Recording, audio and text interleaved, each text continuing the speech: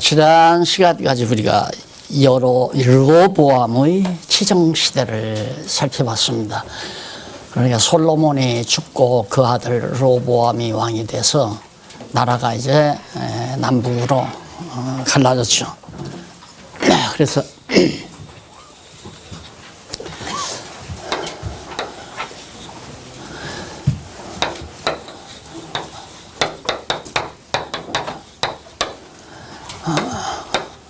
르호보암과 여로보암 나라가 둘로, 그리고 이 다윗이 왕이 되기까지는 일찍이 야곱이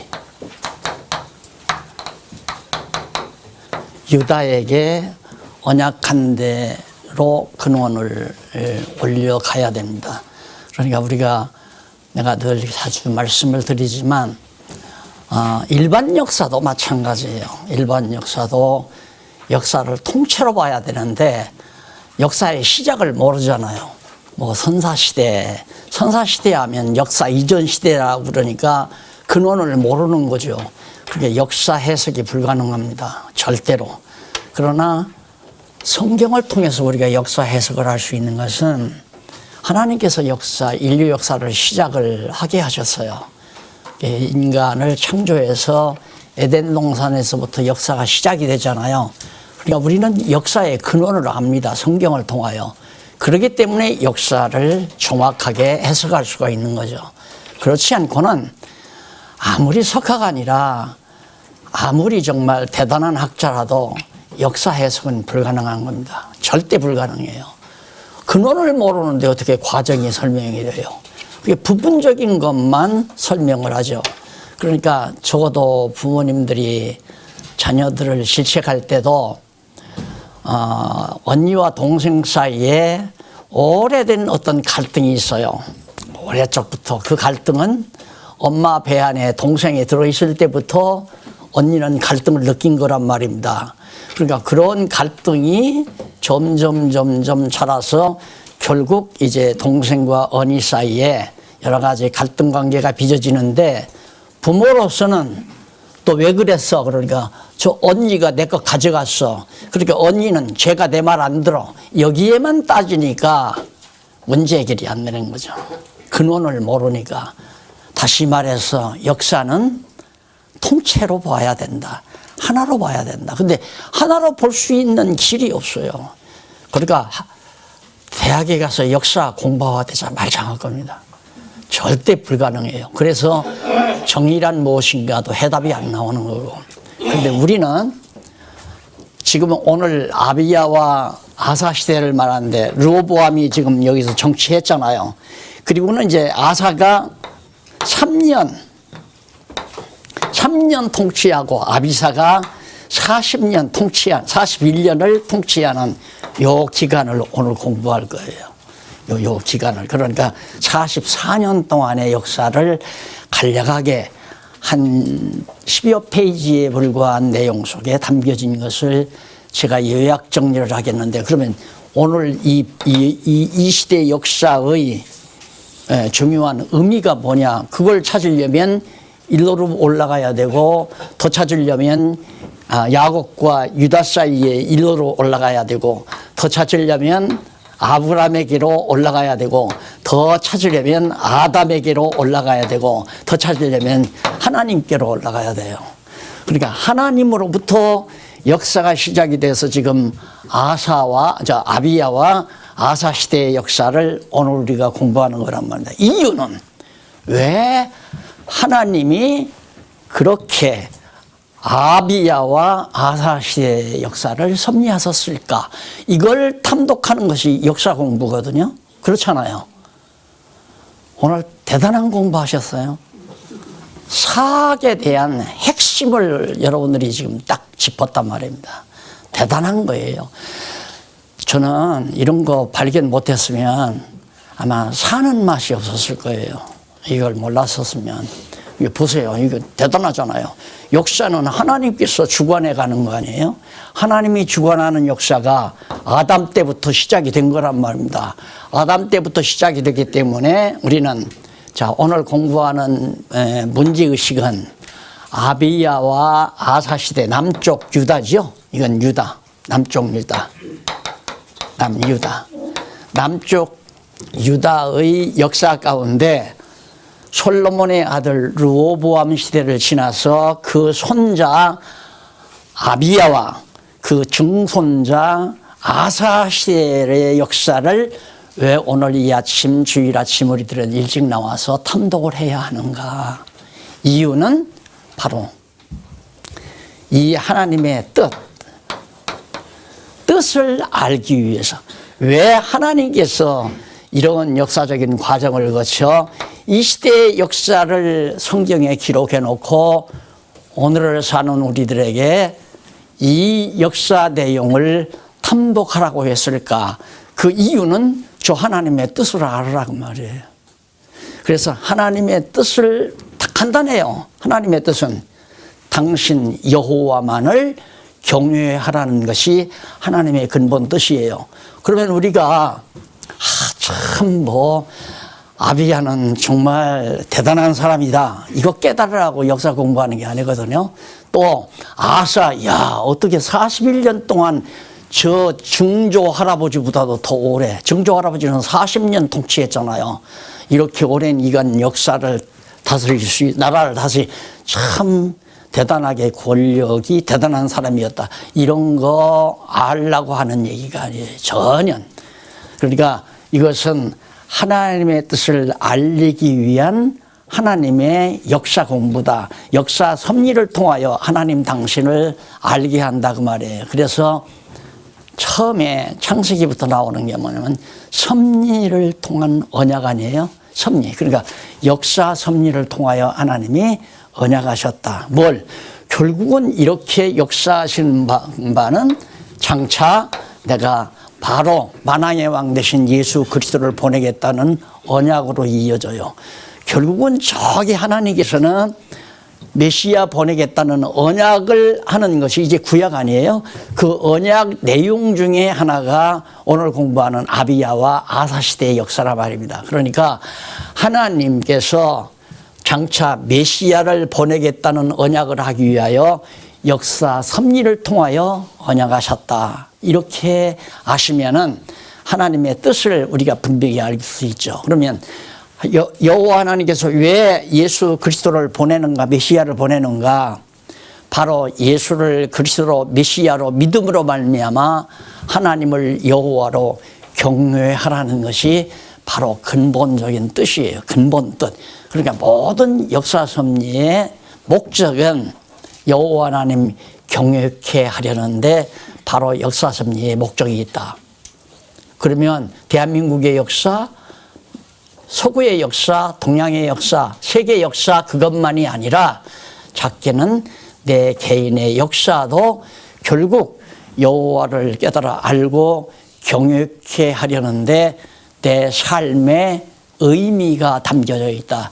하나님께서 나를 위해 몇십 년 전에 이 세상에 태어나서 자라가지고 결혼해서 가정을 이루어 자녀를 낳고 이렇게 살아가게 하실까? 목적은 여호와 하나님 깨달아 알고 경외케 하려는 거다. 맞죠? 이렇게 공부를 이런 방향으로 통째로 바로 마음에 통째로 두뇌 속에 담아놓고 부분을 이해할 때 정확하게 일관된 하나의 목표가 설정이 되어질 수 있다. 자, 그러면 우선 아비야와 아사 시대의 시정관계 중에서 13장 1절로 12절 2807페이지 나오죠. 1절로 12절 보면 아비야가 여로보암 왕과 싸움에서 이스라엘을 설득합니다. 자, 바로 여기에서 이제 여로보암이 나라를 갈라가지고 분열해가지고 나가서 10지파 반, 12지파 가운데 10지파 반을 데리고 갔으니까 다 갔잖아요. 거의 다. 조금밖에 안 남았단 말입니다. 한 지파 반밖에 남지 않은 르호보암이 그대로 이제 솔로몬의 뒤를 이어서 왕궁을 차지하고 이제 정리를 하는데 이때 르호보암이 쳐들어가려고 하는 거 하나님이 못 가게 했잖아요. 그런데 바로 이 아비야 시대에 전쟁이 일어났어요. 전쟁이 일어났는데 80대 40, 80만 대 40만. 우리 한국 군대가 60만이라고 그러잖아요. 우리 군대보다도 더 많은 군대가 80만이 여로보암, 이게 80만. 남쪽이 40만 군대. 이 한 집합 안에서 군대 모집하니까 숫자가 적을 수밖에 없죠. 그래서 40대 80이 전쟁을 일으켰어요. 자, 그러면 이 전쟁이 일어났는데 우리는 그냥 아직 역사를 공부 안 했어. 바보 같은 놈, 뭐하러 달겨들어. 이 나라는 망할 나라예요, 안 망할 나라예요? 안 망할 나라잖아요. 우리가 지금 이 도표를 보더라도 하나님께서 벌써 만왕의 왕 되신 예수 그리스도를 보내시려고 이스라엘 민족의 역사를 통해서 언약하시기 때문에 남쪽 유다가 망하는 날은 이 왕통 다윗의 자손으로 예수 그리스도가 올 수가 없죠. 망하게 되면. 그러니까 마태복음에 보면 아브라함과 다윗의 자손, 아브라함과 다윗의 자손, 예수 그리스도의 세계라 이렇게 나오잖아요. 그러니까 절대 이 나라가 망해서는 안 돼요. 그러니까 북쪽 여로보암이 이제는 르호보암이 죽으니까 이거 한번 쳐 들어가서 마지막 다 점령을 해야 되겠다 하고 전쟁을 하려고 했는데 여기는 40만이고 여기는 80만이니까 물어볼 것 없이 숫자로 봐서는 이기게끔 돼 있잖아요. 그러나 하나님의 섭리로 보아서는 절대 북이스라엘이 이길 수가 없다. 아니나 다를까 패배를 했어요. 여로보암과 바로 아비야, 이건 아비야죠. 예, 르호보암의 아들이에요. 저기 아비야. 아비야하고 전쟁이 붙었는데 바로 아비야가 승리를 했어요. 얼마가 죽었느냐면 60만 가량이 죽었어요. 엄청난 숫자가 그러니까 50만인가 5, 60만이 죽었다 이 말입니다. 그러니까 이런 엄청난 전쟁이 이 당시에 있었단 말이에요. 그러니까 결국은 여로보암은 패배하고 도망을 가버렸고 급한에 아비야는 전진에 올라가서 베델을 중심한 그 주변 성읍들을 몇 개를 다 점령을 했죠. 이렇게 해서 이제 승리를 거두는 게 3년 만에 3년 동안에 대단한 업적을 사실은 업적으로 보면 아비야가 대단한 업적을 나타낸 거죠. 큰 싸움에서 전쟁을 이겼으니까. 그러면 아비야가 훈련을 잘 시켰을까? 군대들이 건강했을까? 왜 이겼을까? 왜 이기는 이유가 여기에 있어요. 하나님께 달렸단 말이에요. 하나님의 뜻에. 하나님께서 이미 그렇게 정해 놓으셨기 때문에 이길 수밖에 없었다. 왜냐하면 첫째는 정말 이 아브라함 이후에 야곱 이후에 여기 모세가 나오죠. 모세가. 이 모세 때 하나님께서 출애굽기 22여 장에서 십계명 줄 때 여호와를 경외하는 자는 수천 대에 이른다고 그래서 수천 대. 그 대가 끊기지 않고 계속된다 그 말이에요. 그런데 여호와를 경기치 아니하는 자는 3, 4대 만에 망한다. 이미 출애굽기에서 예언이 됐단 말입니다. 그 예언대로 북이스라엘은 하나님의 정하신 뜻대로 그 하나님이 세우신 다윗 왕조를 이탈해서 떠나버렸기 때문에 여호와를 배반하고 떠난 거죠. 그러니까 망할 수밖에 없잖아요. 1차 전쟁에서 망해요. 남쪽 유다는 승리하게 되고요. 그러니까 이기고 지는 것이 인간의 어떤 요령이나 어떤 전략이나 싸움의 기술에 의해서 이기는 것이 아니라 하나님의 정하신 뜻에 따라서 승패가 갈라지기 때문에 전쟁은 누구에게 속한 것이다? 여호와께 속한 것이다. 전쟁은 여호와 하나님께 속해 있다. 그 말은 전쟁에서 이기느냐 지느냐의 문제가 하나님의 뜻에 달려있다 이 말이에요. 그러니까 하나님의 뜻에 따라서 이긴 거지 아비야가 이쁘고 아비야가 전술이 좋고 아비야 군대들이 능란해서 이긴 것이 절대 아니고 하나님의 정하신 뜻에 의해서 이겼다. 또 그것만이 아니에요. 다윗이 왕이 됐을 때 내 나라는, 내 왕조죠. 다윗 왕조는 망하지 않고 절대 견고하게 존속된다. 다윗 왕조가 다윗에게 언약했잖아요. 그러니까 그 언약도 이루어야 되고 하나님께서 역시 야곱에게 한 것도 모세와의 언약도 다 이루어야 하기 때문에 아비야와 여로보암 사이의 전쟁은 아비야의 승리로 끝나야 된다. 그래서 전쟁이 끝나고 아비야가 이제 조용히 조상의 묘실로 돌아가죠. 죽죠. 그리고 또 굉장히 흥했어요. 막 아내를 많이 얻어가지고 자식도 한 20여 명 남겨놨고 딸도 한 15명 낳고 이래가지고 그렇게 살다가 아비야가 이제 세상을 떠났거든요. 자, 그런데 세상을 떠났으면 아비야 다음에 그 다음에 누구냐면 아사가. 그래서 아사 시대가 오는 거예요. 아사. 여기가 이제 41년 이게 이제 아사 시대. 아사가 왕 노릇을 왕이 됐는데 넘어가 보십시다. 아비야가 여호와께 부르짖고 이제 싸워서 이겼는데 싸워서 이길 때 그 아비야가 저쪽 르호보암 사람들에게 몇 가지 50만 명이 죽었죠. 50만 명이 죽었는데 그들에게 이제 정말 하나님께서 역사하셔서 승리하도록 그렇게 섭리하신 겁니다. 자, 그런데 그 전쟁을 할 때 이쪽 2809페이지 한번 보시면은 몇 가지 이제 저 북쪽 이스라엘 이 군대들을 향해서 아비야가 하는 말이 있어요.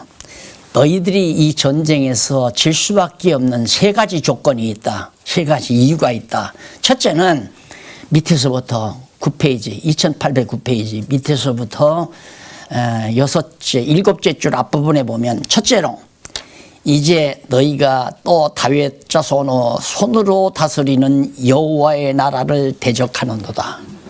너희들은 패배할 수밖에 없는 첫 번째 이유가 여기를 너희들이 떠났기 때문에 다윗 왕의 왕조를 떠났기 때문에 너희들이 첫째 망한다. 그다음 두 번째는 뭐냐? 두 번째는 둘째로 그 밑에서부터 여섯째 줄 중간 약간 뒤로 가서 둘째로 나옵니다. 둘째는 너희는 큰 부여 숫자가 굉장히 많다. 10지파 반이니까 숫자가 많잖아요. 무리요 또 여로보암이 너희를 위하여 신으로 만든 금송아지 베델과 단에다가 산당을 짓고 금송아지 만들어 놨다고 그랬죠. 그것 때문에 너희는 망한다. 여호와께서 세우신 다윗 왕조를 떠났고 그리고 떠나서도 이런 여호와 하나님을 경외하는 것이 아니라 단에다가 금송아지 만들어 놓고 제사를 드리기 때문에.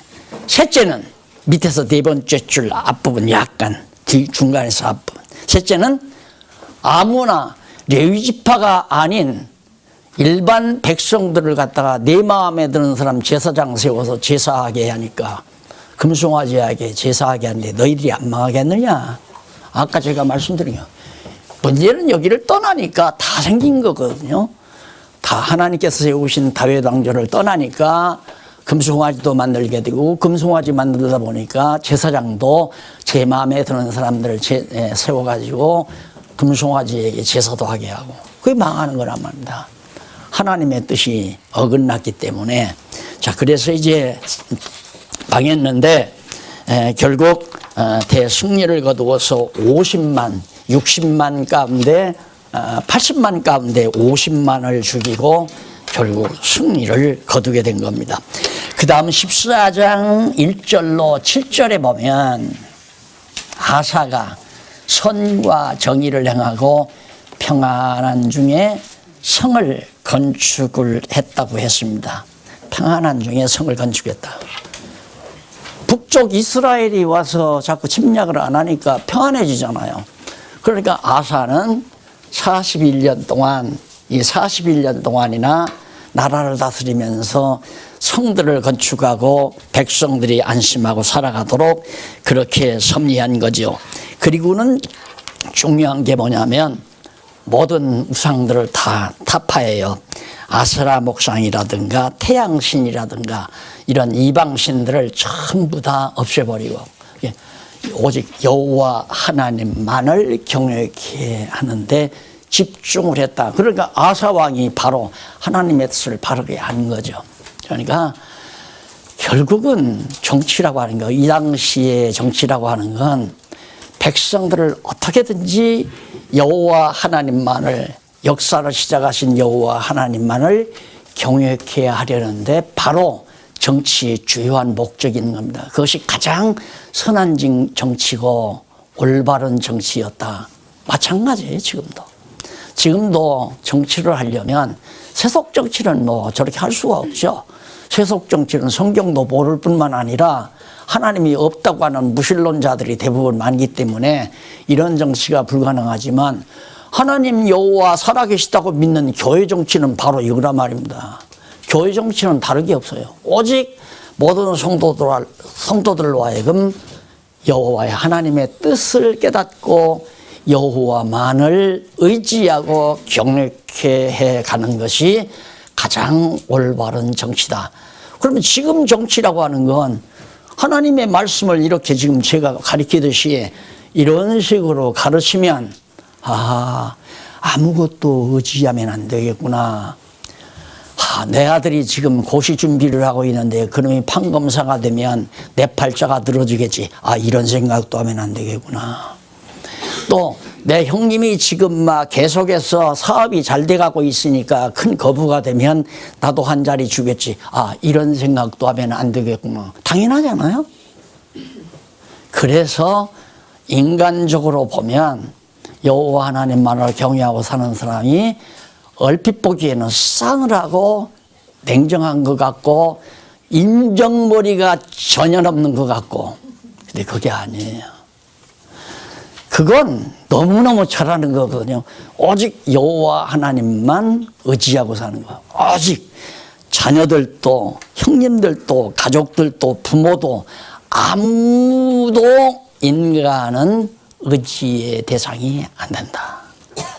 그런데 인간은 얼른 생각하면 바로 사람이 의지하게 되거든요. 이렇게 의지를 한단 말입니다. 강한 자를 의지하게 된다. 그래서 선을 행하고 이제 평안한 중에 성을 건축했는데 14장 8절로 15절에 본 아사 왕국이 구수와 사면 성읍들을 쳐서 전부 뺐습니다. 구수와 사면 성읍. 밑에 구수 땅은 이제 바로 언저리에 있는 땅이거든요. 그런 나라들을 쳐서 점점 이제 노략물을 뺏어오는 전쟁을 하게 되죠. 그래가지고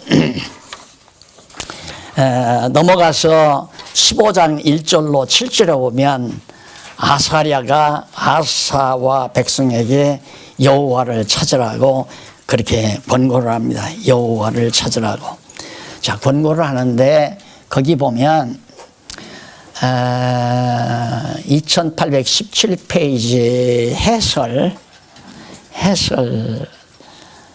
세 번째 줄 앞부분에 보면 그래서 그가 나가서 유다왕 아사를 맞아. 아사, 그러니까 누구냐면 아사랴라고 하는 선지자와 같은 그런 사람이에요. 그래서 아사랴라는 사람이 아사를 만나서 하는 말이 있습니다. 그게 뭐냐면 아사와 및 유다와 베냐민의 무리들아, 내 말을 들으라. 너희가 여호와와 함께하면 여호와께서 너희와 함께하실지라. 너희가 만일 나를 찾으면 저가 너희의 만난 바 되시려니와 너희가 만일 저를 버리면 저도 너희를 버리시리라. 아주 정말 제 신경을 굉장히 건드리는 내용이죠. 그러니까 이 말은 뭐냐면 아사랴가 하는 말은 너희들 하기에 따라서 하나님이 대응한다. 너희들이 하나님을 찾으면 하나님이 너희를 돌볼 거고 너희들이 하나님을 멀리하면 하나님도 너희를 멀리할 거다. 지금 그 얘기예요. 아사랴가 아사왕한테 하는 얘기가. 그런데 그 말은 잘못된 말이죠. 잘못 번역된 말인데, 왜냐하면 일찍이 그 밑에서부터 그 페이지 17페이지 아래서부터 7째 줄 중간에 보면 곧 나와요. 밑에서 7째 줄. 곧 여호와께서 이 백성은 들어가 거할 그 땅에서 일어나서 이방신들을 음란히 쫓아 나를 버리며 내가 그들과 세운 언약을 어길 것이라. 그때 내가 그들에게 진노하여 그들을 버리며 내 얼굴을 숨겨 그들에게 보이지 않게 할 것인즉 이라고 이미 예언이 됐어요. 그러니까 이미 이게 어디에 나오냐면 신명기에 나오는 얘기 아니에요. 신명기 31장 16절로부터 17절에 나오는 거니까 이 모세 때 다윗으로 보면 한 500년 전이고요. 이때로 보면 막 한 벌써 600년, 700년 가까이, 600년은 안 돼, 600년 좀 지나서 600, 한 50여 년 지나 이전에 모세가 벌써 얘기를 했어요. 이 백성들이 들어가서 우상 많이 섬긴다. 하나님 저버리고. 그러니까 이미 하나님께서 정하신 뜻이 있는데 우상을 섬기기 위해서 망하도록 해가지고 그러면 안 된다는 걸 깨닫게 하는 거죠.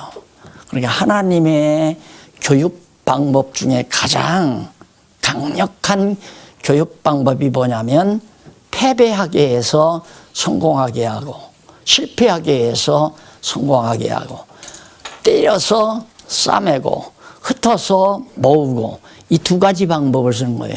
온냉법을 이용한다 그러죠. 온냉법을 이용한다. 왜냐하면 인간은 가장 중요한 게 그냥 어떤 내용이 두뇌 안에 들어오는 것으로는 자극이 없어요. 와서 닿아야죠. 이 피부에 와서 채찍이 와서 따끔하게 닿아야 정신을 차린다 이 말이에요. 그러니까 요즘 젊은 사람들은 부모가 때려도 폭력으로 갖다 고발하잖아요. 이게 어떤 의미에서는 인권으로 봐서는 정말 올바른 거야. 아이들을 매를 때려서 가르친다는 건 폭력이다. 이렇게 정의를 하다 보니까 때릴 수가 없어요. 또 나무랄 수도 없어요. 조금만 뭐 자기에게 듣기 싫은 소리에도 당장 갖다 고발하잖아요. 어느 좀 방송사 사장 뭐 폭력으로 걸렸다고 와서 뭐 부탁하니까 아마 나한테 그런 거 부탁하냐고 아마 그랬는가 보죠. 그러니까 그걸 폭력으로 고발해서 어제 뭐 재판 받으러 가더라고요. 이런 세상이 됐단 말입니다. 그러니까 망탕해 자기들 맘대로. 근데 하나님은 그렇게 안 가르쳐요. 하나님은 사정 없어요. 완전히 폭 망하게 만들어서 흥하게 해서. 그러니까 욥은 잘못도 없는데 망하게 해서 흥하게 하잖아요. 왜? 하나님의 전능하신 능력을 더 깊이 깨달으라고. 더 깊이 깨닫게 하기 위해서는 욥을 폭 망하게 해서 하나님이 흥하게 만들어 놓는 거거든요. 그러니까 지금 그 얘기예요.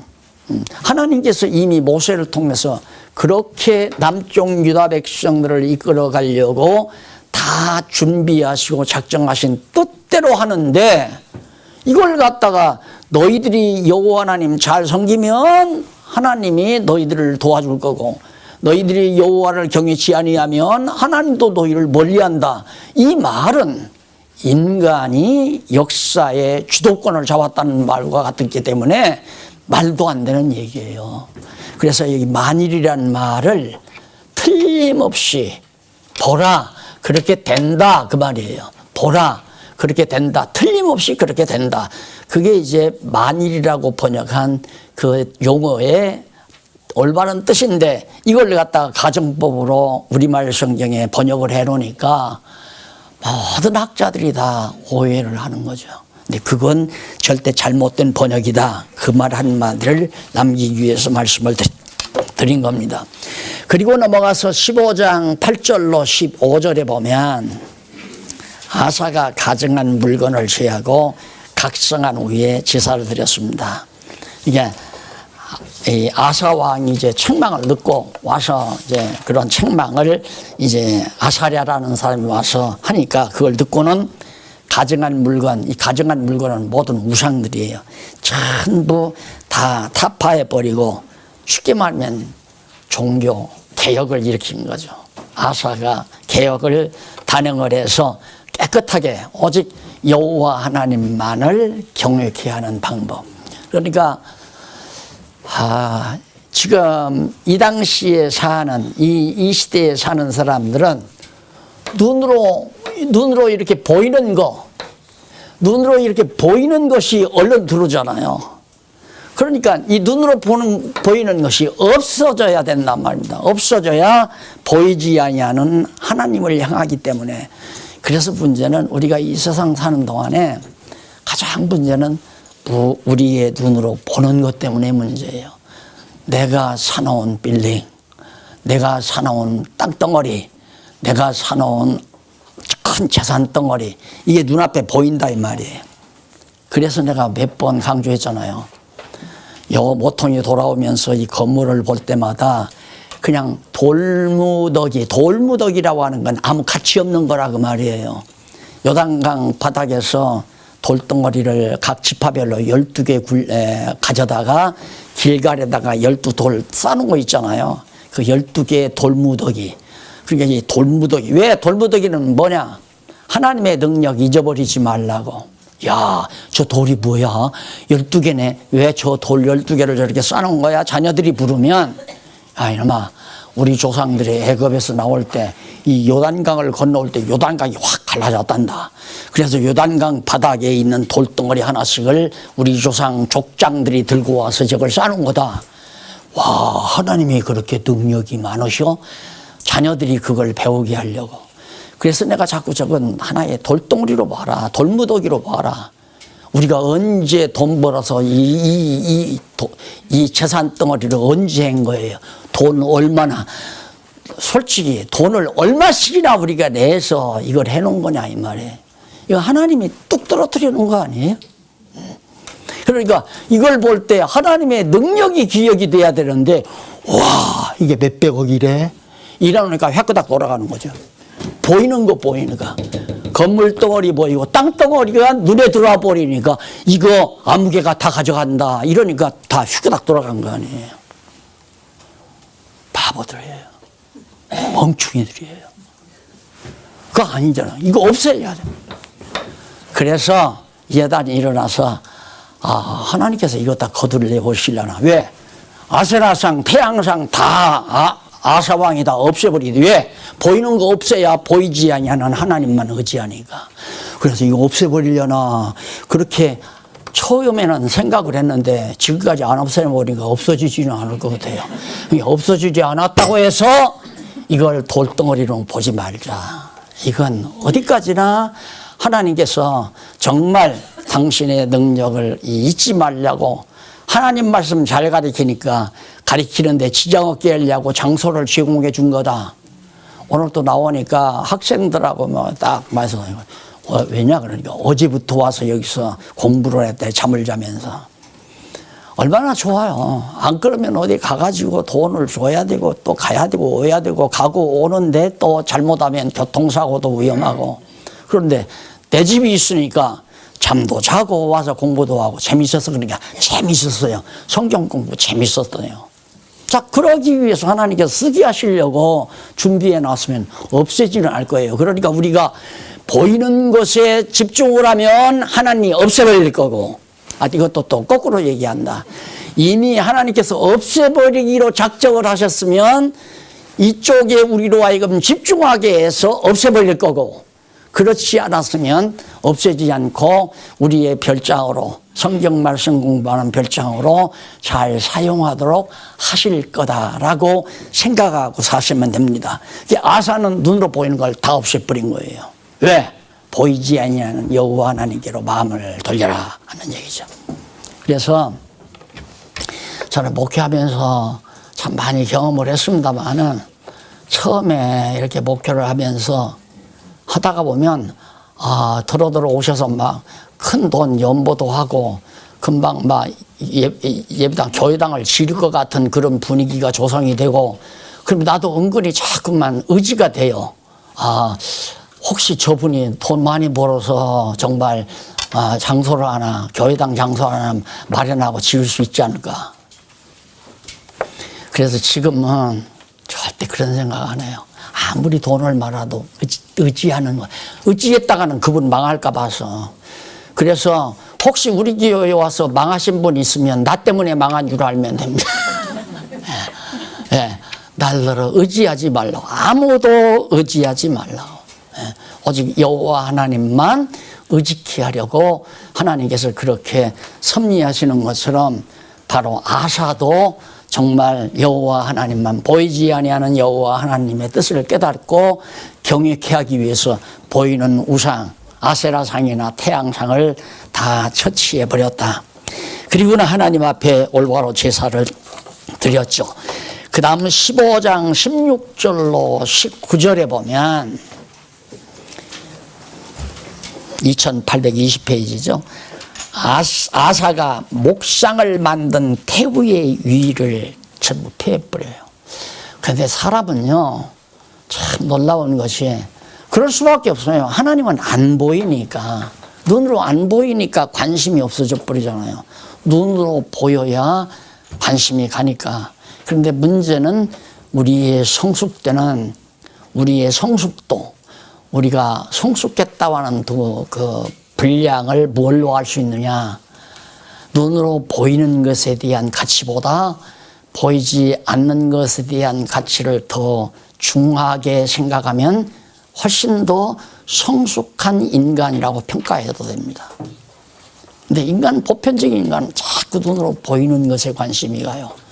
그래서 어렸을 때부터 유아아이들 교육시킬 때 보면 눈으로 보이는 그림 동화 같은 거, 눈으로 보이는 것 가지고 애들을 교육을 시키잖아요. 그런데 성숙하면 성숙할수록 눈으로 보이는 게 아니라 이론 공부죠.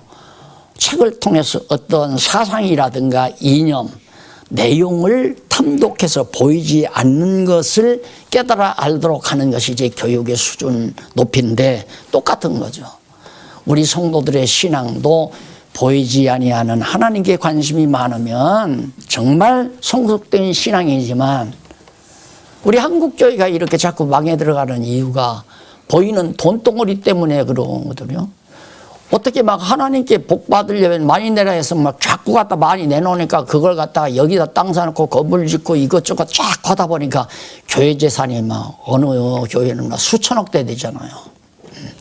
그러니까 그걸 어떻게 남에게 주겠어요. 그러니까 당연히 자식에게 주려고 하고, 그것 때문에 부패가 일어나고 몰래 뒷돈 빼내다가 해외에다가 저축을 하고, 그 장난을 하다 보니까 교회가 다 지금 망해 들어가는 거 아니겠어요? 왜? 눈으로 보이는 것 때문에. 그래서 결국 이제 이 태우는 이제 왕의 할머니인 것 같아요. 이 아사 왕의 할머니가 노인 양반이니까 아이고 우리 손자 잘 되라 하고 우상을 또 만들어 놓은 거죠. 거기도 만들어 놓고 빌기도 하고. 옛날 어른들 그러잖아요. 자식들 과거 보러 가면 장독대 뒤에다가 냉수 떠다 놓고 촛불 켜놓고, 기름 등잔 불 켜이죠. 들기름으로 심지 만들어서 접시에다가 불 켜놓고 막 이런 새벽에 일어나서 빌잖아요. 그런 기본 정신을 가지고 있는 사람들에게 교회를 세워가지고 새벽에 나와서 자식을 위해서, 남편을 위해서, 건강을 위해서 막 빌고 기도하라 그러니까 새벽 기도가 막 왕성된 거 아니에요. 그래서 이루어지는 것이 한국교회란 말입니다. 그게 오래 갈 게 뭐예요? 북성 무너져 내리는 거죠. 그거 없어야 한다. 보이는 걸 섬기는 이런 행태는 다 우상숭배예요. 그래서 십계명 중에 우상을 만들지 말라. 너희는 첫째 여호와 하나님을 경외하는데 우상 만들지 말라. 아무 신도 내 앞에 두지 말라. 아무 신이란 우상 만들어서 두는 신이거든요. 돈 우상, 명예 우상, 권력 우상, 우상도 많죠. 전부가 다. 잘된 아들, 복관 아들 보면 가정이 다 든든합니다. 아, 우리 아들 복관 됐으니까 우리 가정은 튼튼한 대로다. 아들이 우상이에요, 아들이. 자, 이런 것들을 결국 인간이 기본적으로 알기 때문에 자꾸 보이는 것에 대한 가치져라. 보이는 것은 잠깐이요, 보이지 않는 것이 영원한 것이다. 이렇게 지도해 가야 되는데, 아사 왕의 할머니는 이렇게 또 우상을 만들으니까 아야 폐위를 시켜버렸어요. 그걸 보면 아사의 개혁 정신이 대단하다는 걸 알 수 있죠.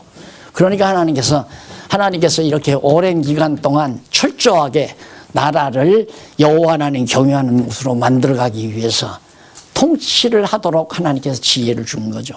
아사 왕의 통치의 지혜, 오직 여호와 하나님만을 경외케 하는 지혜. 그러니까 가정도, 우리 가정에서 가정을 어떻게 잘 다스리느냐, 모든 가족이 오직 여호와만을 경외하도록 해가는 것이 가정을 올바로 다스리는 바른 자세가 아니겠습니까?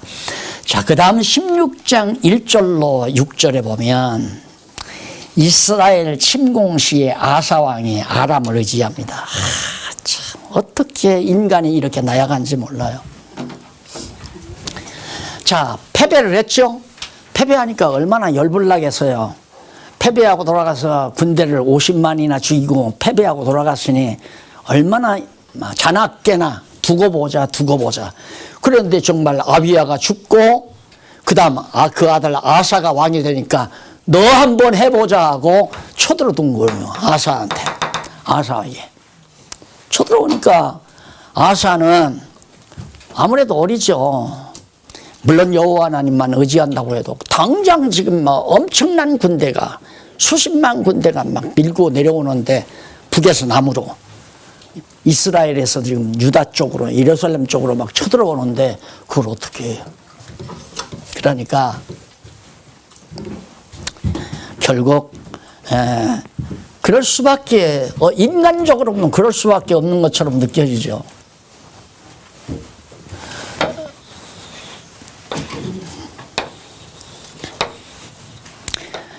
이게 이제 유다 아니에요, 유다.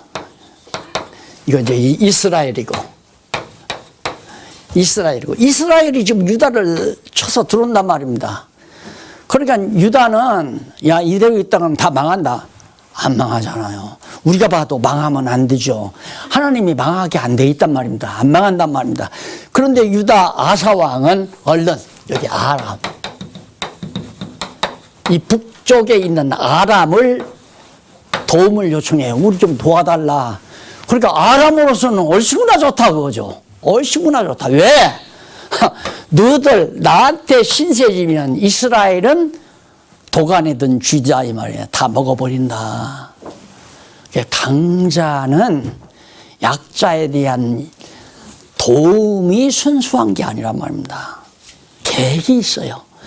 그러니까 지금 우리 주변에도 강대한 나라가 중국도 우리 가까이 하려고 하고 일본도 그렇고 미국도 그렇고. 왜? 가까이 해야 틈을 보아서 먹어버릴 수 있으니까. 그러니까 지금 평화, 다 전쟁이 없는 나라, 이건 다 허울이에요. 허울. 지금 현실을 넘어가기 위한 하나의 거짓말들이란 말입니다. 목적은 아람이 유다를 도와주어서 전쟁에 이긴다. 그러면 너 내 말 잘 들어. 먹자. 그리고 먹어버리고 너도 내 말 잘 들어. 그거 아니에요? 그 이상의 정치는 세상 정치에 없어요. 다른 거 믿으면 안 돼요. 그래서 옛날 소련도 믿지 말라, 미국도 믿지 말라, 옛날 애국지사들이 그런 말 했다고 그러죠. 아무도 우리가 믿고 살아야 될 존재는 오직 하나님이 바로 이 동남아 정세를 이 시대에, 우리가 존재하고 살고 있는 이 시대에 역사를 어느 방향으로 어떻게 준비해 놓으셨나, 이것이 중요하다 이 말이에요. 그런데 솔직히 여러분들이 생각할 때는 아전인수라고 할지 모르지만 이런 놀라운 대박 사건이 한국 땅에서 이 시대에 일어날 수 있어요? 이 시대에 어떻게? 하나님의 정하신 뜻 때문에 일어난 거 아니에요. 그러면 역사상 이런 대박 사건이 이 시대에 우리가 살고 있는 이 시대에 지금 터졌는데 하나님께서 우리 망하게 한다? 안 망한다 이 말이에요. 절대 망하지 않게 한다. 그래서 오직 여호와만을 의지해야 되는데 안 망하기 위해서 다른 세상 권력을 의지한다거나 세상 나라를 의지한다는 건 어리석은 짓이죠. 그래서 이스라엘 침공 시에 아사 왕이 아람을 의지하다 보니까 7절로 10절에 보면 넘어가서 16장 아사가 분노하여 책망하는 선견자 하나니가 있어요. 선지자나 같으죠. 선견자 하나니가 보니까 아사가 지금 잘못하고 있다. 아사가 아람을 의지한다는 것은 하나님의 진도를 사는 일이다. 알지요, 선견자는. 이래서는 안 되는데, 의지해서는 안 되는데. 그래서 하나니가 아사를 향해서, 이 아사 왕을 향해서 막 질책을 했어요. 이 하나니가. 질책을 하니까 아사가 기분 나쁠 거 아니에요. 저 건방진 자식, 내가 왕인데 이래봐도 나를 지가 질책을 하다니 이래가지고 화가 나서 결국은 어떻게 하는가? 감옥에다가 투옥시켜버렸어요. 감옥에다가 집어넣어버렸어요. 그리고 나서 자 당연히 너는 할 일 끝났다 이거 아닙니까? 네 할 일은 끝났다. 왜 능막에 가서 망령을 부리느냐고요. 잘해 오다가 왜 능막에 가서 아람이 어떻게 자기를 살린다고. 창세전부터 자존 영존하시는 여호와 하나님만이 바로 이 나라의 운명을 좌우하는 능력이 여호와께 있는데 왜 아사 왕에게 가서 우리 좀 살려달라. 하나님 말이 옳잖아요. 선지자의 말이. 그러니까 16장 11절로부터 14절에 보니까 아사가 병들어서 여호와를 구하지 않고 죽어 장사가 됩니다. 참 고집이 세죠. 고집이. 아니 병들어서 죽게 되면 여호와를 찾아야 되잖아요. 그래도 41년 동안 잘해먹은 거예요. 이게 고집스러운 거죠. 그동안 내가 잘해왔다. 막 건방지게 네가 무슨 여호와 하나님 운운하면서 날 질색하다니. 그리고는 올바르게 말하는 하나님을 갖다가 감옥에 투옥을 했으니 이런 정도 되면 하나님께서 그렇게 강팍하게 해서 돌아오지 못하도록 하나님을 찾지 못하도록. 그러니까 나이가 들면 연세가 들면 가장 무서운 것이 고집입니다. 고집. 고집은 왜 생기느냐 하면 경험에서 생기는 거거든요. 내가 해보니까 지금 아무렇지도 않았는데 자기 경험 때문에 이론보다도 경험을 자꾸 앞세우니까 안 된다. 그건 안 된다. 왜? 내가 해보니까 안 되더라. 그 말이. 그래서 나이가 들면 경험이 많아서 고집이 많아지는 거예요. 그래서 나이가 많을수록 공부를 열심히 하셔야 됩니다. 그래야 고집이 없어져 버리고 하나님 여호와 경외하기를 계속해서 말씀을 통해서 공부를 해야 내가 잘못했다. 맞아. 하나님 선견자의 말이 맞아. 내가 잘못했어. 내가 아람을 의지한다는 건 미련한 인간이야. 이걸 깨닫고 여호와를 구했어야 되죠. 거기다가 하나님께서 병까지 줬으면 아이고 하나님 잘못했습니다. 내가 어리석어서 그랬습니다 하고 자복하고 회개해야 되는데 그렇게 안 하고 아사가 죽잖아요. 그래서 41년 동안 아사의 통치가 끝을 내서 결국 르호보암, 아비야, 아사 시대까지의 역사가 마무리됐습니다. 이런 모든 역사는 아까도 말씀드린 대로 결국 다윗에게서 근원이 되고 더 나가서 야곱에게서 근원이 되고 아브람, 야곱에게서 더 나가서 아담에게서 근원이 되고 더 올라가면 여호와 하나님의 영원하신 작정하신 뜻의 근원이 돼가지고 오늘 공부한 이 역사가 좌우됐다. 그것은 오직 여호와 하나님만을 경외케 하시려는데 가장 중요한 역사 섭리의 목적이 있다는 것을 우리가 확인하면서 오늘 강의를 마무리하고 다음 시간에는 여호사밧 전기시대, 여호사밧의 치정시대가 아주 많아요. 그래서 전기와 후기로 나누어서 말씀을 드릴 겁니다. 예, 전기 시대의 역사를 우리가 살펴보기로 하고 오늘 강의 마무리합니다. 기도하십시다. 자비로우신 하나님 아버지 감사합니다. 눈을 뜨게 하시고 마음을 열어서 하나님의 기쁘신 뜻을 오늘의 역사 섭리를 통해서 깨닫게 하심을 감사드립니다. 이 지혜 거두지 말아 주시옵소서. 예수님 이름으로 기도드립니다. 아멘.